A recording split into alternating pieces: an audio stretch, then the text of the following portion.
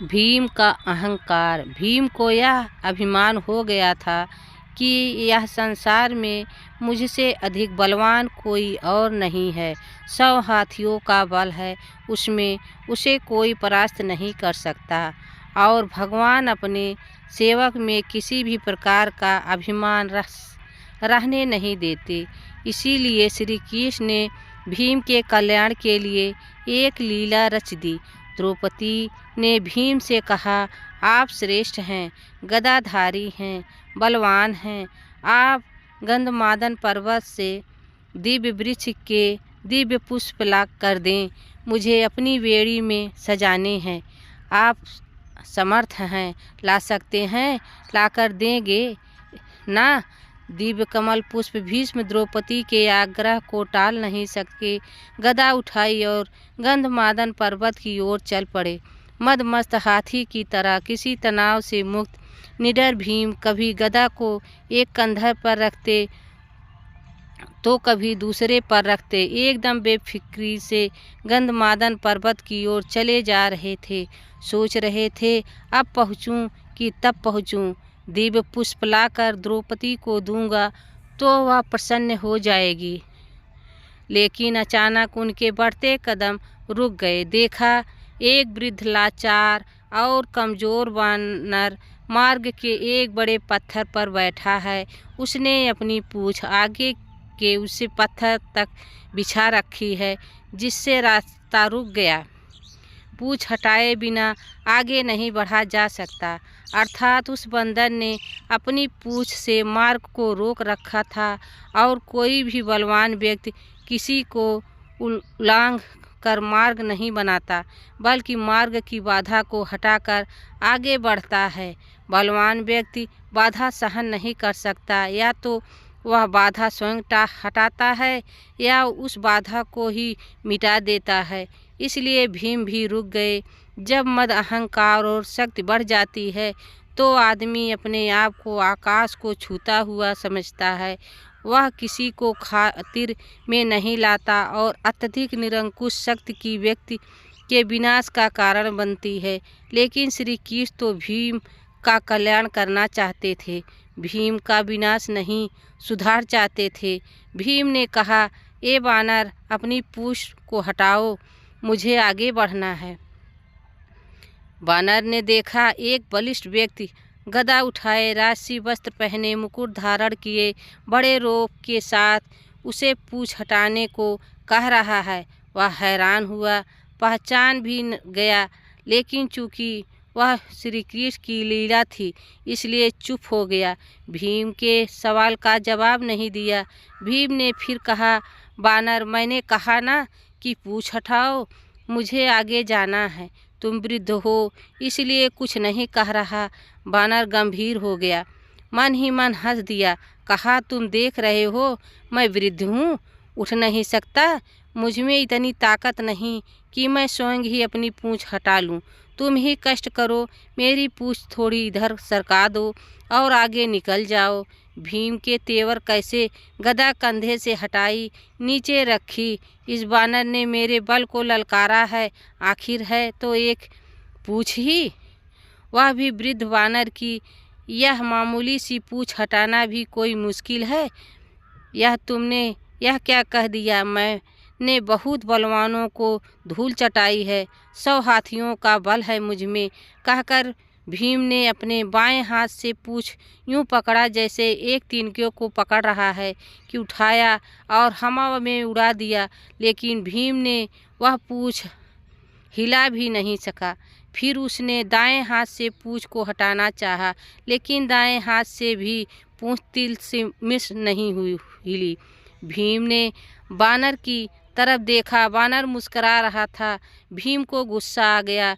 भीम ने दोनों हाथों से भरपूर जोर लगाया, पूरी ताकत पर रखकर आसरा लेकर फिर जोर लगाया 2-3 बार, लेकिन हर बार भीम हताश हुआ। जी, पूँछ को भी नहीं, मामूली कमज़ोर बानर की पूँछ समझा था। उसने उसके पसीने छुड़ा दिए थे और भीम थक कर निहाल होकर एक तरफ खड़ा हो गए और सोचने लगा, यह कोई मामूली वृद्ध वानर नहीं है, यह दिव्य व्यक्ति है और इसकी असीम शक्ति का मैं सामना नहीं कर पाऊंगा। विनम्र और झुका हुआ व्यक्ति ही कुछ पाता है, अकड़ उसे ले डूबती है, ताकत का भूर हो जाती है। और भीम वाकई वृद्ध वानर के सामने कमज़ोर लगने लगा, वाकई वृद्ध वानर के सामने कमज़ोर होने लगा। मद और अहंकार काफूर हो गया। तभी भगवान की कृपा होती है। भीम ने कहा, मैं आपको पहचान नहीं सका, जिसकी पूँछ को मैं उठा नहीं सका वह कोई मामूली वानर नहीं है। हो सकता है, मुझे क्षमा करें, कृपया अपना परिचय दें। वानर उठकर खड़ा हुआ, आगे बढ़ा और भीम को गले लगा लिया। भीम, मैं तुम्हें पहचान गया था, तुम वायुपुत्र हो। मैं पवन पुत्र का बेटा हूँ, श्री राम का सेवक हूँ। श्री राम का सेवक होने के सिवा मेरी कोई पहचान नहीं है और उन्हीं के आदेश पर मैं इस मार्ग पर लेटा हूँ, ताकि तुम्हें तुम्हारी असलियत बता दूँ। रिश्ते से मैं तुम्हारा बड़ा भाई हूँ और इसलिए बड़े भाई का कर्तव्य निभाते हुए प्रभु के आशीर्वाद से तुम्हें याद दिला रहा हूँ। शक्ति का ताकत का अभिमान ना करो, क्योंकि यह ताकत और बल तुम्हारा नहीं, भगवान ने ही इसे दिया है। इस शरीर में तो परमात्मा ने दिया है और जो चीज़ परमात्मा की है वह किसी और की कैसे हो सकती है। इसलिए जो जिसने दिया है उसके लिए उसी का धन्यवाद करना चाहिए। परमात्मा की शक्ति के अलावा किसी की क्या शक्ति हो सकती है। भीष्म की आंखें खुली। त्रेता युग की श्री राम और पवन जी की वीर गाथाएं याद आ गई। प्रेम से, श्रद्धा से भीम की आंखें भी खुल गईं। प्रवाह में भीम ने जी को समुद्र लांघने के समय पर धारण किए गए विशाल रूप का दर्शन करने के लिए अनुरोध कर दिया और पवन जी ने श्री राम की कृपा से अपना आकार वैसा ही बढ़ाया जैसा उन्होंने 100 योजन समुद्र लांघने के समय धारण किया था। यह देख भीम हैरान रह गए। वह कभी पवन जी के चरणों में देखता और कभी उनके आकाश छूते मस्तक को, जिसे वह देख ही नहीं पा रहा था। पवन जी ने कहा, भीम, मेरे इस रूप को तुम देख नहीं पा रहे हो, लेकिन मैं श्री राम की कृपा से इससे भी बड़ा रूप धारण कर सकता हूँ। भीम ने हाथ जोड़कर सिर झटक दिया और पवन जी के चरणों में गिर पड़ा। भौतिक पद, प्रतिष्ठा और धन का अभिमान कैसा, यह तो कभी भी नष्ट हो सकता है। भौतिक पदार्थ भौतिक सुख ही देते हैं, लेकिन परमात्मा की कृपा तो शाश्वत होती है, जिसे कोई छीन नहीं सकता, चोर चुरा नहीं सकता।